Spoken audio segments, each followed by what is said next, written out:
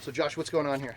I'm not entirely sure. I'm not familiar with any of this, but I have been asked to help seal cracks. Seal cracks? We're gonna seal some cracks. Yeah. And I have no idea what I'm doing. Like, I want to make that abundantly clear. You've never crack sealed in your life? Not once in my life. Never even thought about doing it. Have you ever pushed a melter applicator? I couldn't pick a melter applicator out of anything we're doing here. No, I have not. Have you ever cleaned out cracks on parking lot? I've never done anything that you probably should do for regular maintenance on any sort of surface. What if I told you that you could make $150 an hour just applying crack sealer? I would like to know how. Let me show you how. Cool. So we have only got a certain number of linear feet of cracks to be able to seal right now, you see. And we've got to shoot a lot of content for all of you on here. Josh has never crack sealed in his life, but we've also got to put together a race. We've got to show you guys how to properly seal cracks and to avoid those common mistakes that we have as well, right? So with that being said, Josh, are you ready to rock and roll? I'm super ready. Okay, we're gonna do one stretch of about 20 feet of crack sealer. We're gonna do it on top of the old crack sealer that we have right here. Okay. And then we're gonna go and we're gonna do a fresh seal on a beautiful crack on asphalt. Okay. All right, let's Sounds go. good. So first off, we want to make sure that we do step number one, light up the machine, right? You want to light it up. So we go ahead and push down our prime button and our electric start. And this is the fuel line. So now we're lit up. I've already lit it for you. Okay. We're good to go. You've got your trigger lever right here, which allows for the flow. It opens the valve. It allows for the flow of crack sealer from your kettle down through the valving mechanism and pours out onto the horseshoe-shaped scraper. You see it's up in the up position. We want to drop that down, and the valve will trickle down. So what I like to do when I'm coaching people how to crack seal is we don't need to pull the lever just yet. Okay. But what we can do is just follow the contour of the asphalt. Don't pay attention to a whole lot more than keeping the crack in the middle of the horseshoe-shaped scraper, right? Okay. And remember, this is on a pivot arm down there, so it follows the contour of the asphalt as we're going along. But you want to just guide it, right? Like you were laying tape. You want to make sure that that crack follows kind of in the middle of the back port of the horseshoe-shaped scraper right here, right? Yep. So I just like to get used to it. This is kind of the speed you want to be rolling with. Now, one mistake the contractors always make is they step in the fresh crack sealer, and that's a total pain in the ass because now you've got crack sealer all over your shoe and you kind of are sticking to the asphalt. So you want to step away from it. You can step over this, but contractors who are in the industry will make a little bit of fun of you. You know? Fair, totally fair. So let's do it properly. We want to make sure to follow that way. So go ahead and just feel it out. Yeah. Pushing from the handlebar. Don't step in the crack sealer, right? And then you can feel what it's like to turn. Don't lift it. It's got caster wheels in the front, so you can actually just turn it like that. And be more aggressive with it. You know, don't be afraid. Just make it your baby. Okay. Let's go a little faster. There you go. All right, so stop. Now check this out. You'll notice that there's two cracks right here, all right? There's one crack here and one crack here, right? Yeah. So let's say I'm going to lay 2 beads of crack sealer here. I can go along like this. Drop it, lift the shoe,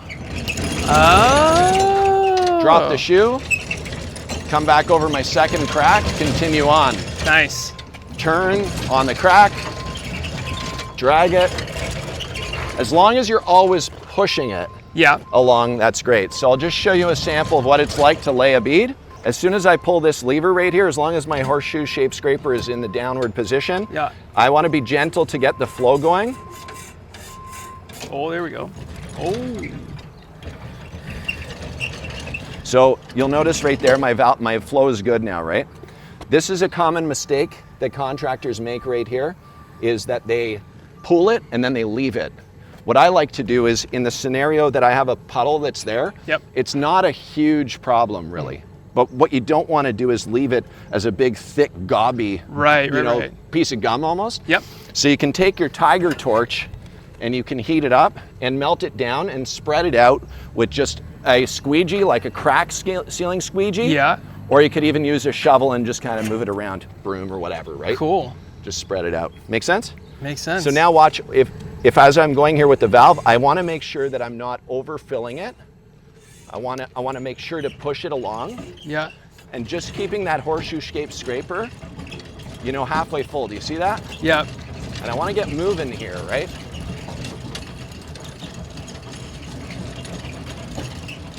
You wanna see how that valve is staying, see the horseshoe-shaped scraper is staying open? Yeah. There you go. All right? Okay.